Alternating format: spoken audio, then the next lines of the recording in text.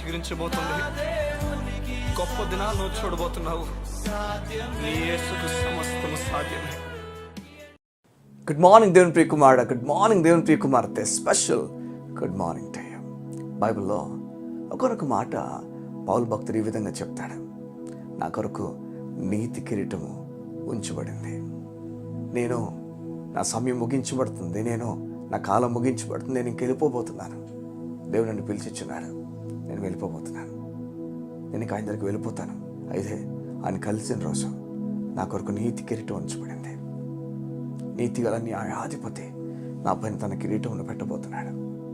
వాహ్, ఏం చెప్తాను తెలుసా? నా పాపాలన్నీ కొట్టేసి, సిలువుపై నా పాపాలన్నింటినీ చరిపేసి తన నీతిని నా కొరకు దాచి ఉంచాడు పరలోకంలో. మన పరలోకం వెళ్ళగానే మన దేవుడు తిట్టేసి కుట్టేసి చంపేస్తాడేమో అని ఆలోచించి ఉదయం దేవుడు బయటకు రమ్మని కోరుతున్నాడు. నీ మరణపు భయము ఈ మధ్య గంటగా కొడుతుందేమో, నీకు చెప్తుందేమో నువ్వు చనిపోతావు, చనిపోయిన తర్వాత ఏం జరగబోతుంది, అయిపోయింది నీ జీవితం అని చెప్పి నేను మాటలు చెప్తుందేమో.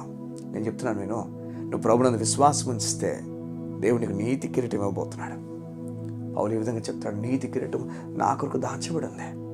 అయితే అక్కడ చెప్పిన తర్వాత ఓకే, నీతి కిరీటం ఆయనకి ఇస్తాడని చెప్పగానే మనం అనుకుంటామేమో అని, ఈయన సేవ గొప్పగా చేశాడు కదా, ప్రార్థన పరుడు, గొప్పగా ఉండేవాడు, దేవునితో నడిచినవాడు, ఈయన కొరకే దాచబడిందేమో అని అనుకుంటామని నాకు మాత్రమే కాదు కానీ తన ప్రత్యక్షత కొరకు, తన రాక కొరకు, తన కొరకు ఎవరైతే ఎదురు చూస్తున్నారో వారికి కూడా దేవుడు నీతి కిరీటం ఇస్తున్నాడని చెప్పి రాసి ఉంటుంది.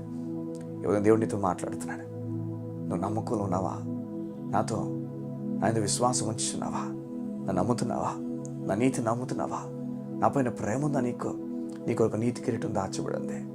యువతి అన్న, నువ్వు దేవునికి దూరము అన్న ఆలోచన ధర్మశాస్త్రం ఇస్తుంది, నీ క్రియలు ఇస్తుంది. అయితే నీ క్రియల పైన దేవుని నీతి నీకు ఉచితంగా ఇవ్వబడింది. యువతి దేవుడు చెప్తున్నాడు, నీవు నీతిమంతురాలివి, నీతిమంతుడు, నిన్ను కదిపేవారు ఎవరు లేరు.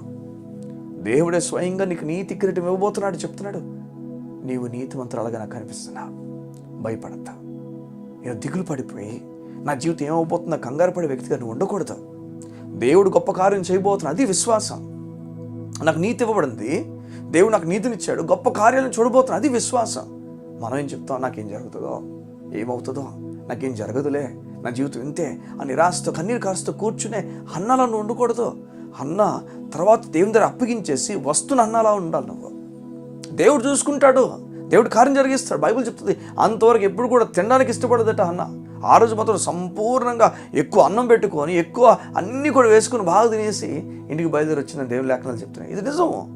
విశ్వాసం ఉంచినప్పుడు ఆరోగ్యం కూడా మారుతుందని, ఇది విశ్వాసం ఉంచినప్పుడు ఆర్థిక పరిస్థితి మారుతుంది.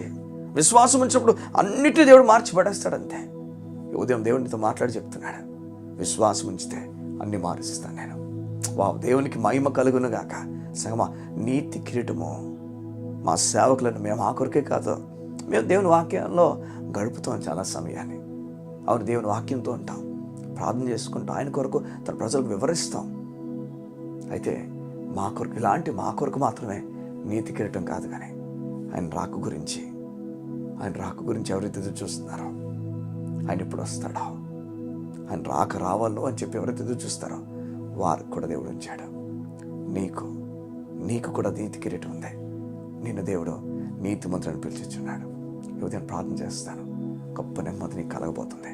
మా తండ్రి, ధర్మశాస్త్రపు ఆలోచనలు నీ బిడ్డలకు అవసరం లేదు. కృప ఆలోచన నీ బిడ్డలకు ఇచ్చి బలమైన కార్యాలు నీ బిడ్డలు చేయనట్లుగా సహాయం నేను ప్రకటించున్నాను. అయ్యా, నీ వారి నీతిమంతులను పిలిచిస్తున్నావు, వారికి అడ్డు కూడా లేదు, వారిని ఎవరు ఆపలేరు. నీవు వారి పట్ల చేయబోతున్న కార్యాలు బట్టి నీకు వందనాలు. బలమైన కార్యాలు నీ బిడ్డలో ప్రకటించున్నాను, దైవికమైన కార్యాలు నీ బిడ్డలో ప్రకటించున్నాను, నెమ్మది కలిగిన కార్యాలు నీ బిడ్డలో ప్రకటించున్నాను. నీ వాక్య ప్రకారమైన జీవితం వారు గడిపినట్లుగా సహాయమును ప్రకటించు. యేసు నామమున వారి నీతిమంతులను ప్రకటించు ప్రార్థిస్తున్నాను తండ్రి. ఆమేన్, ఆమేన్, ఆమేన్. నువ్వు నీతిమంతుడివి. నీపైన దేవుడు కోపంగా లేడు. నీ పాపమంతటిని శిలువ మీద వేసి ఆయన శిక్షింపబడ్డాడు. నీ శిక్ష సమాప్తమైపోయింది. నీ కొరకు నీతి కిరీటము ఉంచబడింది. సంతోషంగా ముందుకు వెళ్ళు. ఈ దినం ఇది గొప్ప కార్యం జరగబోతుంది. God bless you. See you.